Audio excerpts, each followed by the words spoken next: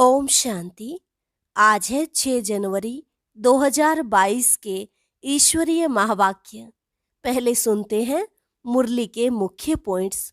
बाबा ने कहा, तुम जितना देही अभिमानी होंगे, अपने को अशरीरी समझेंगे और बाबा को याद करेंगे तो धारणा बहुत अच्छी होगी। जिनको धारणा नहीं होती है तो समझना चाहिए देह अभिमान है। देह अभिमान से ही विकर्म बनते हैं। फिर कहा, दिन में काम धंधा करते देह अभिमान जास्ती रहता है, इसलिए नींद को जीतने वाले बनो, अर्थात रात को जागकर देही अभिमानी बनने की प्रैक्टिस करो। पढ़ाई तो मुख्य है, लेकिन फिर भी कोई मुरली नहीं पढ़ते तो उनकी गति क्या होगी। कैसे भी करके मुरली रोज जरूर पढ़नी चाहिए, एक दिन भी मिस ना हो। परंतु ऐसे भी नहीं कि विकारों में गिरते रहें और मुरली मांगते रहें। बाबा ने कहा, अभी ऐसा कोई विकर्म नहीं करना जो पतित कहा जाए। मैं आया ही हूँ सबको पावन बनाकर साथ ले जाने। इस कार्य में तुम ज्ञान गंगाएं, ज्ञान सागर बाप के साथ मददगार बने हो। भक्ति में तुम कहते आए हो कि बाबा, जब तुम आओगे तो हम और संग तोड़ एक संग जोड़ेंगे। तो अब अपनी प्रतिज्ञा पूरी करो, नहीं तो फिर दंड खाएंगे।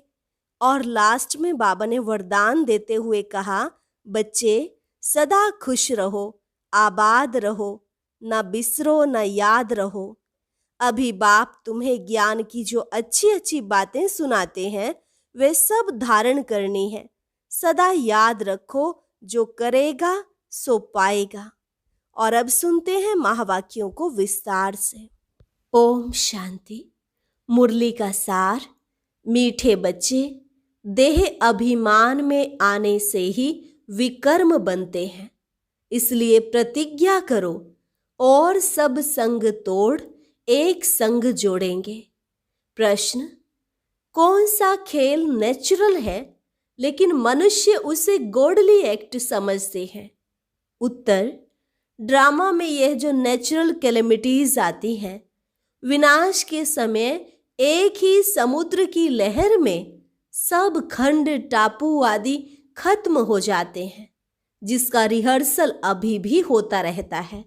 यह सब नेचुरल खेल हैं, इसे मनुष्य गॉडली एक्ट कह देते हैं। परंतु बाबा कहते, मैं कोई डायरेक्शन नहीं देता हूं, यह सब ड्रामा में नूंद है। गीत, कौन आया मेरे मन के दवारे। ओम शांति। कौन आया अर्थात किसकी याद आई। ऐसे नहीं कि आकर दिल में बैठ गया फिर तो सर्वव्यापी हो जाए। नहीं, कौन आया मेरी याद में। अकाल मूर्त, जिसको काल खा न सके। सिख लोगों के पास अकाल तख्त भी है, उनके पास अकाली लोग भी हैं। वो लोग खुद नहीं समझते कि सिख धर्म प्रवृत्ति मार्ग का धर्म है। एक ही आदि सनातन देवी देवता धर्म प्रायः लोप है। दूसरा है सन्यास धर्म, निवृत्ति मार्ग का। घर बार छोड़ हद का सन्यास कर पवित्र बनते हैं। जंगल में तो जरूर पवित्र ही रहते होंगे। हर एक धर्म की रस्म रिवाज अलग है, शिक्षा भी अलग है। वह है निवृत्ति मार्ग का धर्म। उनको फॉलो करने वाले को भी घर बार छोड़ कफनी पहननी पड़े। फिर भले वो लोग कहते हैं घर गृहस्थ में रहते भी ज्ञान पा सकते हो, परंतु वह कोई ज्ञान नहीं, ना सन्यासी ऐसे करा सकते हैं। वास्तव में गुरु वह है जो सदगति देने वाला हो, वह तो एक ही है। गुरु नानक ने भी शिक्षा दी है, वह भी परमात्मा की ही महिमा करते हैं। एक ओंकार अकाल मूर्त।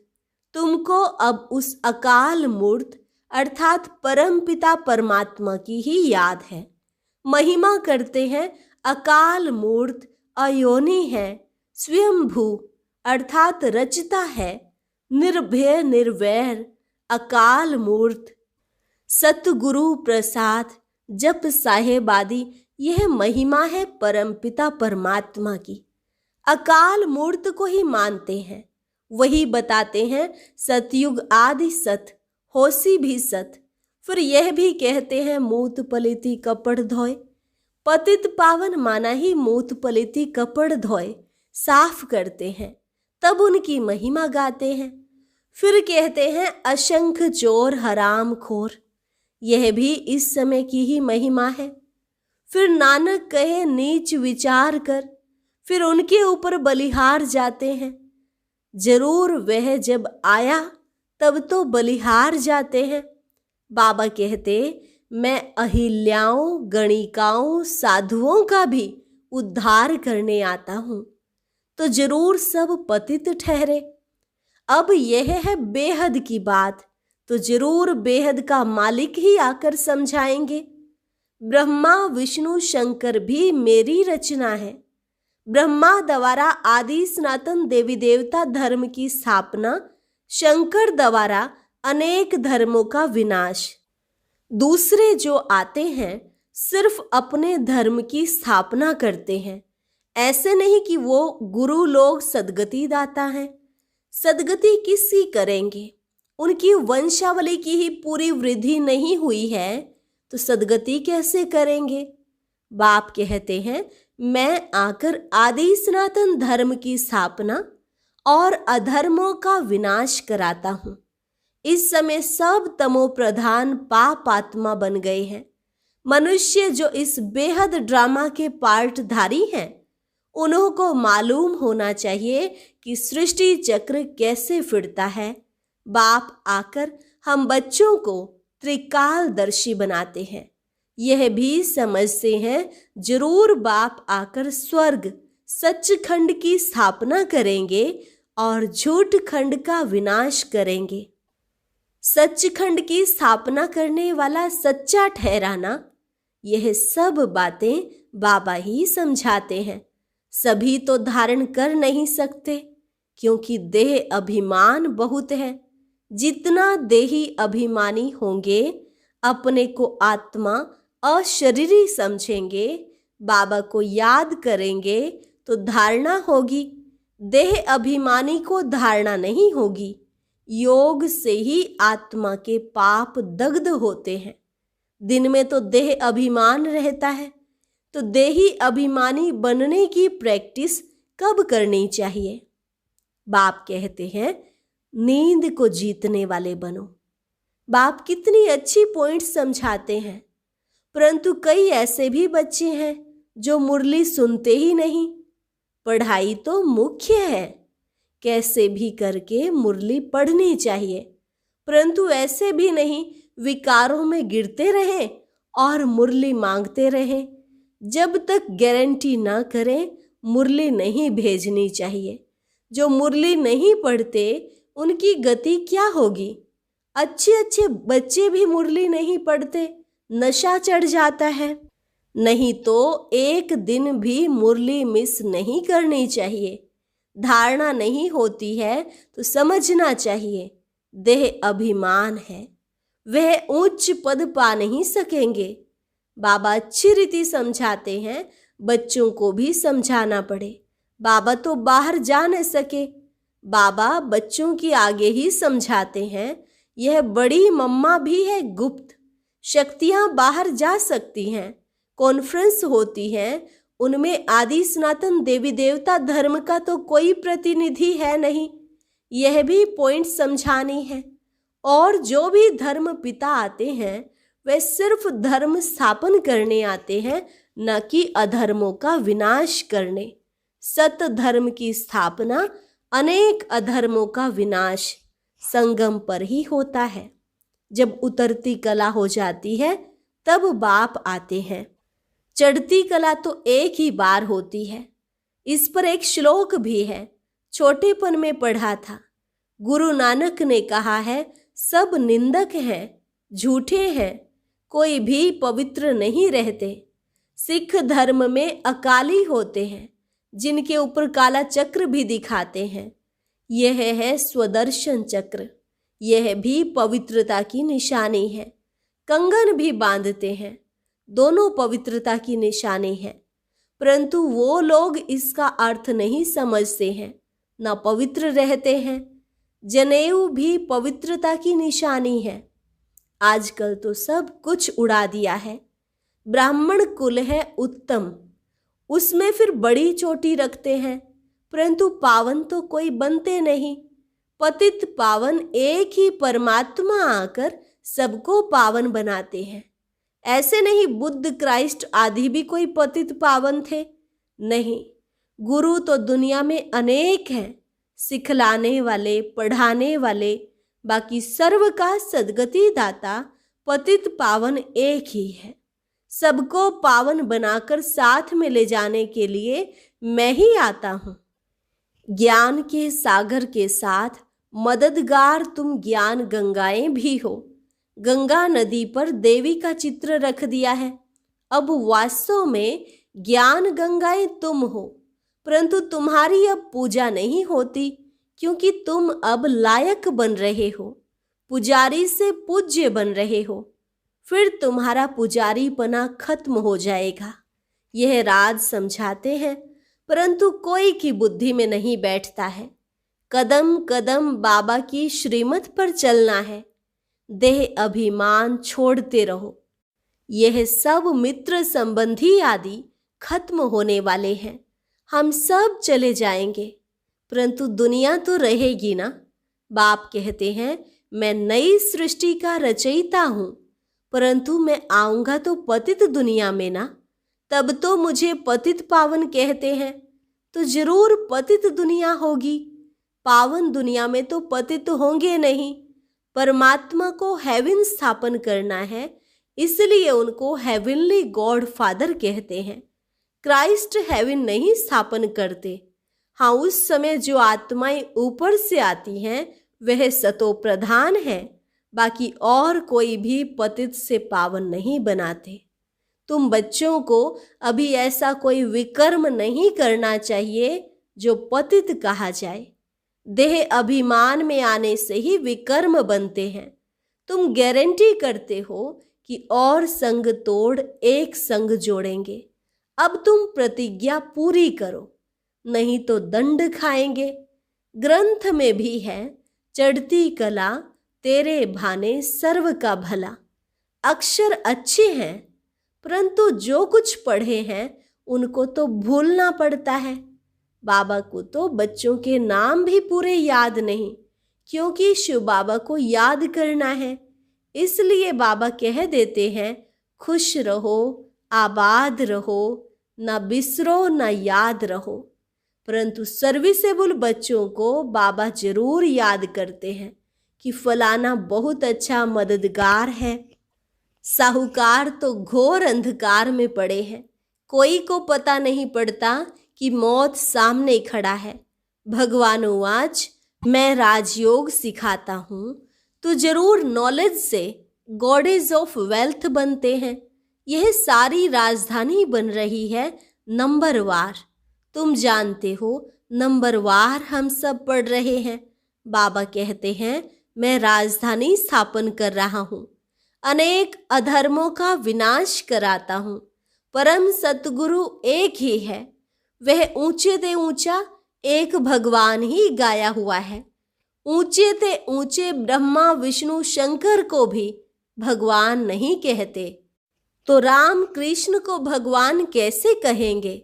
वह तो है ज्ञान का सागर, पतित पावन। भगत भगवान को याद करते हैं, ब्रह्मा विष्णु शंकर को थोड़े ही याद करते हैं। यह तो अभी व्यभिचारी बन गए हैं। तो कितनी अच्छी अच्छी बातें धारण करने की है। जो करेगा सो पाएगा। ज्ञान गंगाएं तुम हो। तुम नदियों का ही छोर किनारा है। सागर तो कहाँ जा नहीं सकता, परंतु वह है जड़ सागर। यह है चैतन्य। उसमें तो एक तूफान की लहर उठी तो बहुत नुकसान हो जाता है। विनाश के समय जोर से तूफान आएगा, सब खंड टापू आदि खलास हो जाएंगे। देरी नहीं लगती। नेचुरल कैलेमिटीज को गॉडली एक्ट कह देते हैं। तब कहा जाता है शंकर द्वारा विनाश तो गॉडली एक्ट हुई ना। परंतु बाप कहते हैं मैं कोई ऐसा डायरेक्शन आदि नहीं देता हूं, यह सब ड्रामा में नोंद है। तूफान, नेचुरल कैलेमिटीज आदि आदि सब अपना काम करेंगी। कल्प कल्प यह कैलेमिटीज आनी ही हैं और सब खंड खत्म हो जाएंगे। बाकी एक भारत रह जाएगा। उसके लिए तैयारी होती है, रिहर्सल होती रहेगी। यह नेचुरल खेल बना हुआ है। तुम शिव शक्तियां ही कहां पर जाकर समझा सकती हो कि तुम सब चाहते हो शांति स्थापन हो, परंतु तुम जानते हो शांति होती कहां है, सुख कहां होता है, दुख कहां है। यह सब समझने की बातें हैं। अभी दुख धाम है, यही भारत सुख धाम था। आदि सनातन देवी देवताओं का राज्य था। कलयुग है दुख धाम। इनका विनाश जरूर होना है। पहले अंत होकर फिर आदि होनी है। मध्य में है अनेक धर्म। सतयुग में एक धर्म था। यह ड्रामा का चक्र है। इसमें 4 मुख्य धर्म हैं। एक धर्म का पाया टांग गुम है। देवता धर्म स्थापन करने वाला कौन है, यह बताओ। परम पिता परमात्मा ब्रह्मा द्वारा स्थापना कराते हैं। वास्तव में तुम भी प्रजापिता ब्रह्मा की औलाद हो, शिव की भी औलाद हो। ब्रह्मा की औलाद होने के कारण आपस में भाई बहन हो। तुम जानते हो हम उनके बने हैं। परम पिता परमात्मा पहले ब्राह्मण धर्म रचते हैं। ब्राह्मण धर्म है चोटी और सब धर्म वाले बाद में आए हैं नंबरवार। आखिर में तुम्हारी प्रत्यक्षता होनी है जरूर। अच्छा, मीठे मीठे सिकिलधे बच्चों प्रति माता पिता बाप दादा का याद प्यार और गुड मॉर्निंग। रूहानी बाप की रूहानी बच्चों को नमस्ते। रूहानी बच्चों की रूहानी बाप दादा को नमस्ते नमस्ते, गुड मॉर्निंग। धारणा के लिए मुख्य सार। पहली पॉइंट, ज्ञान की धारणा के लिए जितना हो सके देही अभिमानी रहना है। अशरीरी बनने का अभ्यास रात को जाग कर करना है। दूसरी पॉइंट, कैसे भी करके मुरली रोज सुननी व पढ़नी है। एक दिन भी मिस नहीं करनी है। और संग तोड़ एक संग जोड़ने की प्रतिज्ञा करनी है। वरदान, बिंदु रूप में स्थित रहें। उड़ती कला में उड़ने वाले डबल लाइट भव। बिंदु रूप में स्थित रहे, उड़ती कला में उड़ने वाले डबल लाइट भव। सदा स्मृति में रखो कि हम बाप के नैनों के सितारे हैं। नैनों में सितारा अर्थात बिंदु ही समा सकता है। आंखों में देखने की विशेषता भी बिंदु की है। तो बिंदु रूप में रहना यही उड़ती कला में उड़ने का साधन है। बिंदु बन हर कर्म करो तो लाइट रहेंगे। कोई भी बोझ उठाने की आदत ना हो। मेरा के बजाय तेरा कहो तो डबल लाइट बन जाएंगे, अर्थात सब कुछ बाबा का। स्व उन्नति व विश्व सेवा के कार्य का भी बोझ अनुभव नहीं होगा। स्लोगन, विश्व परिवर्तक वह है जो नेगेटिव को पॉजिटिव में परिवर्तन कर दे। विश्व परिवर्तक वह है जो नेगेटिव को पॉजिटिव में परिवर्तन कर दे। लवलीन स्थिति का अनुभव करने के लिए देह की स्मृति से ऐसे खोए हुए रहो जो देह भान का, दिन रात का, भूख और प्यास का, सुख के आराम के साधनों का किसी भी बात के आधार पर जीवन ना हो। तब कहेंगे लव में लवलीन स्थिति। जैसे शम्मा ज्योति स्वरूप है, लाइट माइट रूप है, ऐसे शम्मा के समान स्वयं भी लाइट माइट रूप बन जाओ। और अब सुनते हैं आज का अव्यक्त ज्ञान मोती। ये एक बहुत संस्कारितापूर्ण वीडियो है, जरूर देखें, कोई भी मिस ना करे।